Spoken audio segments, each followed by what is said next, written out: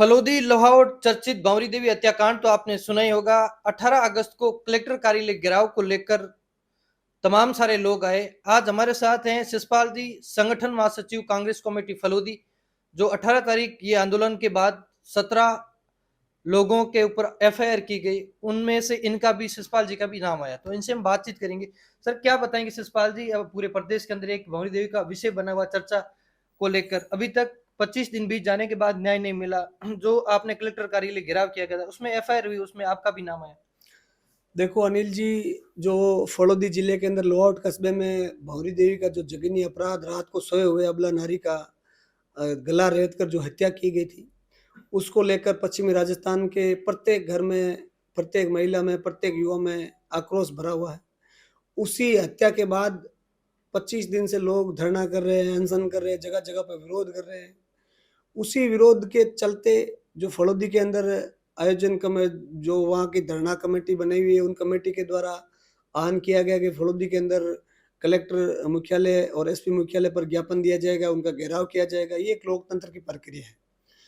उस प्रक्रिया के तहत 18 तारीख को फलोदी जिले के अंदर लाखों लोग आए, बड़ा आंदोलन हुआ। उसी आंदोलन में, उसी भीड़ का हिस्सा मैं भी था। मैं भी वहाँ भंवरी देवी को न्याय मिले इस आस से घर से आया और वहाँ पे हम भी मौजूद रहे। लेकिन बड़ा दुर्भाग्य का विषय है कि आंदोलनकारियों द्वारा भंवरी देवी को न्याय दिलाने की जो मांग की जा रही थी, उस मांग को तो इन्होंने गौर से नहीं सुना होगा, नहीं किया होगा। लेकिन वहाँ जो लोग मांग करने आए, उनके ऊपर मुकदमा करना ये ठीक नहीं है। ये लोकतंत्र के लिए चिंता का विषय है। और उसमें जो धाराएं लगाई गई है, संगीन धारा है, जो एक आदतन अपराधी के ऊपर लगाई जाती है, वैसा वहां कुछ हुआ नहीं था।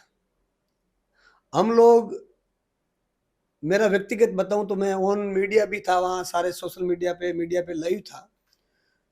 तो मैंने जब ये धरना शुरू हुआ तो उस दौरान मैंने केवल मात्र ये बात कही कि अपन सभी का मकसद एक है, भंवरी देवी को न्याय मिले। उस महिला के साथ जो अपराध हुआ है, उस अपराध का जो दोषी है उसको सजा मिले। और मैंने उस समय भीड़ से, वहां आए हुए लोगों से निवेदन भी किया था कि साथियों, इस धरने को कमजोर करने के लिए लोग कोई हरकतें भी कर सकते हैं, पथराव भी कर सकते हैं, कोई गलत बात भी कर सकते हैं, तो अपन को उनको नहीं करने देना, रोकना है।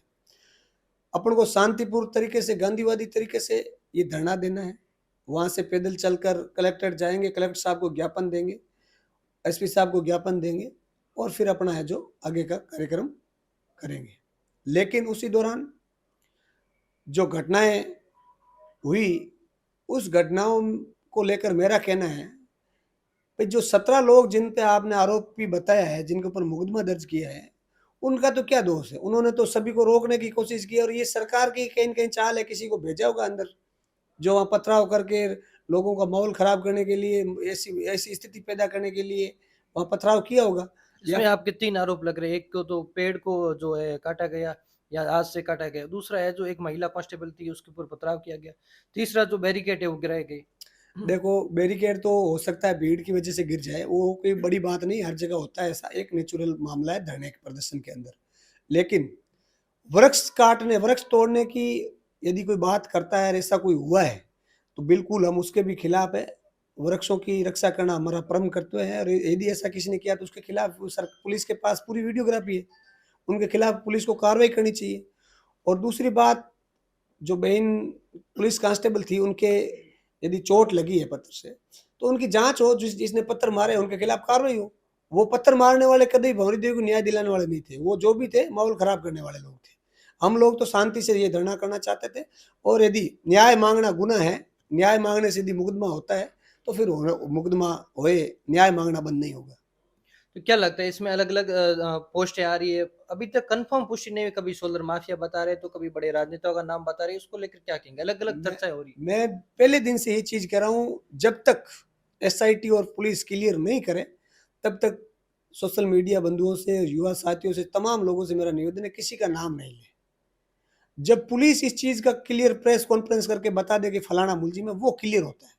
पहले किसी के ऊपर इतना बड़ा आरोप लगाना मर्डर जैसे मामले का मेरे हिसाब से उचित नहीं है, बिना कुछ सबूत के। और जो लोग लगाते हैं वो गलत लगा रहे हैं। लोकतांत्रिक प्रक्रिया है, इसमें सभी का अपना अपना अधिकार होता है, सभी का सम्मान होना चाहिए। तो किसी के ऊपर सम्मान को ठेस पहुँचाना ठीक बात नहीं है।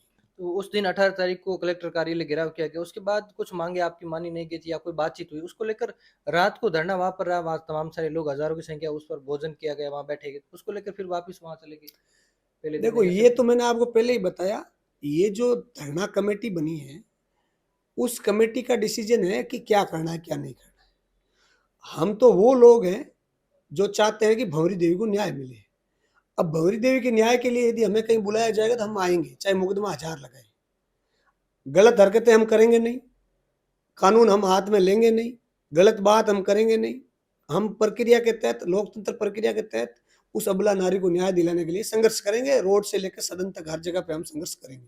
धरना 25 दिन बीत जाने के बाद भी जारी है। कल कृष्णाराम से बातचीत हुई थी, जयपुर कुछ करेंगे यहाँ से पैदल। वो कृष्णाराम जी ने उस दिन भी कहा था कि भाई जयपुर कूच का कार्यक्रम रखेंगे आगे, यदि इस मामले को नहीं सुलझाया गया तो। मैं मेरा मानना है कि प्रशासन लगा हुआ है, एसआईटी लगी हुई है, इसको इतना लंबा नहीं खींचेगा और अब खुल जाना चाहिए। यदि नहीं खुलता है और वो यदि जयपुर कूच करता है धरना, यदि सभी जो धरना आयोजन कमेटी है, यदि वो ऐसा डिसीजन लेते हैं तो ठीक बात है, फिर न्याय की जो मांग करेंगे वो करेंगे। उनको अपन रोक, उनका अधिकार है, रोक थोड़ी सकते हैं अपन। वो तो उनका व्यक्तिगत अधिकार है, वो पैदल जाए, किस तरह से विरोध दर्ज कराए सरकार के खिलाफ। लेकिन ये सरकार मुझे मानती नहीं दिख रही है। इन सरकार के कान पर जूं नहीं रहेंगे कि जब तक ये इनके जो तानाशाही रोया है ये सदैव बरकरार रहेगा। बिल्कुल, ये थे हमारे साथ शिषपाल जी बिश्नोई, संगठन महासचिव कांग्रेस कमेटी फलोदी।